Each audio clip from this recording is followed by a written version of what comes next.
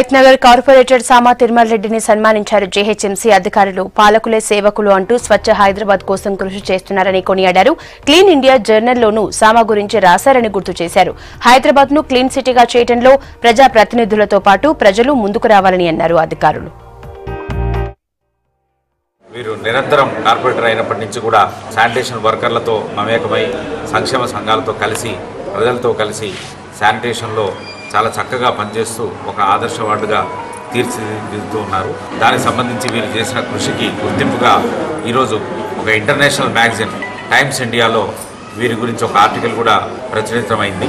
మా ప్రియతమ ముఖ్యమంత్రి కేసీఆర్ గారు ప్రగతి రిసార్ట్స్లో మాకు ఇచ్చిన ట్రైనింగ్ క్లాస్లో చెప్పిన ఇన్స్పిరేషన్ ఆధారంగా ఈ స్వచ్ఛ భారత్ను చేయాలనే భావన నాకు ఆ రోజు నుంచి ఏర్పడ్డది. అనునిత్యం పనిచేసుకుంటూ ఈ యొక్క కార్యక్రమం శానిటేషన్ 100% చేయాలనే ఆలోచనతో ప్రయత్నం చేస్తూ ఈరోజు 95 నుంచి 96% కంప్లీట్ చేయడం జరిగింది.